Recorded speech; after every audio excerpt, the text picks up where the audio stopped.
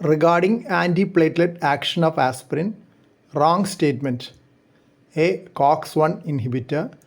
B. COX-2 activator. C. Causes acetylation of COX-1. D. Blocks synthesis and release of thromboxane A2. Correct answer B. COX-2 activator. Aspirin acts by acetylating cyclooxygenase 1 COX-1, causing the blockage of synthesis and release of thromboxane A2, which is a platelet activator. Since the action is irreversible, it lasts for the lifetime of the platelet. Predominant action of nitrates. A. Predominantly venodilator. B. Predominantly arterial dilator. C. Balanced arterial and venodilator. D. None of these. Correct answer A. Predominantly venodilator. Venodilation reduces the preload of the ventricle and consequently the myocardial wall tension and oxygen requirement. This produces an increase in exercise tolerance and time to ST depression during treadmill test in patients with stable angina pectoris. Significant change in angle brachial index with treadmill exercise test. A. Increase in 25% or more. B. Decrease in 25% or more. C. Decrease in 15% or more. D. Increase in 15% or more. Correct answer B. Decrease in 25% or more. A decrease of 25% or more of angle brachial index measured immediately after exercise in a person with claudication is suggestive of significant peripheral arterial disease. As peripheral vascular resistance falls with exercise, the pressure distal to a stenosis falls with exercise. Hence, there is a mismatch between the increase in brachial pressure with exercise and the angle pressure. This X-ray shows a semilunar shadow of intimal calcification in aortic knuckle, yellow arrow. The position of this calcification can be helpful in the diagnosis of A. Aortoarteritis, B. Aortic aneurysm, C. Aortic dissection, D. None of the above. Correct answer C. Aortic dissection. Calcification of the intima of aortic knuckle is a common finding in the elderly. Usually it is of no significance. But a separation of the intimal calcification from the edge of the aortic knuckle shadow indicates a separation of the intima from the media as in aortic dissection. This has been called the calcium sign in aortic dissection. A separation of more than 1 centimeter is considered significant.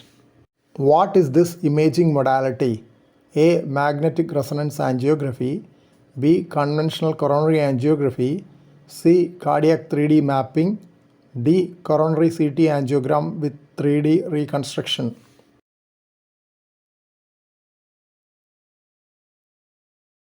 Correct answer D. Coronary CT angiogram with 3D reconstruction. Coronary CT angiograms are increasing in popularity as a non-invasive screening tool for detecting significant coronary artery disease. The angiograms are reconstructions from 64 or more slice CT scans following intravenous injection of radiocontrast dye. As of now, it cannot replace conventional coronary angiograms for assessing the detailed coronary anatomy. LAD, left anterior descending coronary artery, LCX, left circumflex coronary artery, LM, left main coronary artery, AO, aorta. ECG is suggestive of A. Acute anterior myocardial infarction, B. Old inferior wall infarction, C. Hyperacute inferior wall infarction, D. Posterior wall infarction. Correct answer C. Hyperacute inferior wall infarction. The ECG shows ST segment elevation in leads 2, 3 and AVF of about 3 mm. ST segment depression is seen in leads 1 AVL and V1 to V5. Overall features are suggestive of hyperacute phase of inferior wall myocardial infarction with reciprocal ST segment depression in anterior leads. The hyperacute phase is diagnosed when the ST segment is elevated and the T waves are upright in those leads. The ST segment is upsloping in hyperacute phase as the T waves are upright and sometimes a bit tall. ST segment becomes coved as the T waves get inverted in the later phase. The reciprocal ST depression in anterior leads could be just an electrical phenomenon due to the ST segment elevation in the inferior leads or due to ischemia in the corresponding territory. The cutoff value for septal thickness above which the risk of sudden cardiac death is considered high in hypertrophic cardiomyopathy is A. 15 mm, B. 20 mm, C. 30 mm, D. 40 mm. Correct answer C. 30 mm. Generally, the risk of sudden cardiac death in hypertrophic cardiomyopathy is considered to be high in those with a septal thickness of 30 mm or more. Implantation of an implantable cardioverter defibrillator may be considered in such situations. Those with a family history of premature sudden death also have a high risk, and so do those with a history of resuscitated cardiac arrest.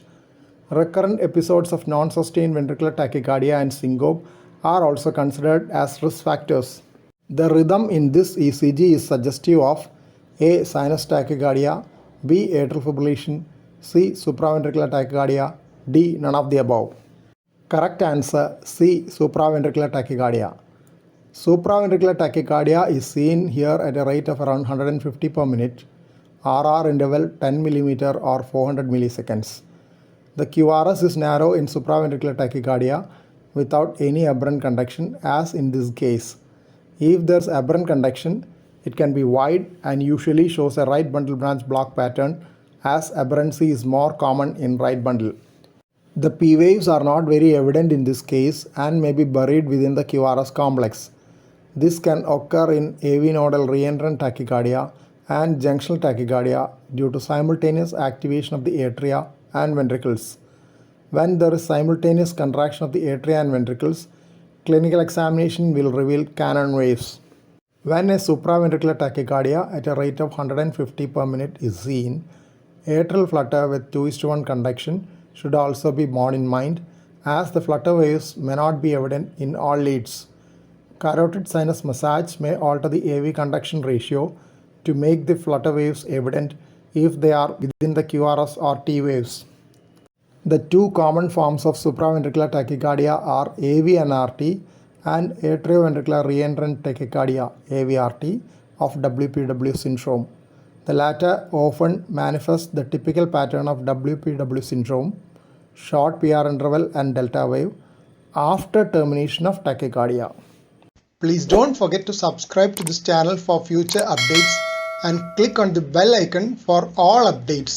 Thank you.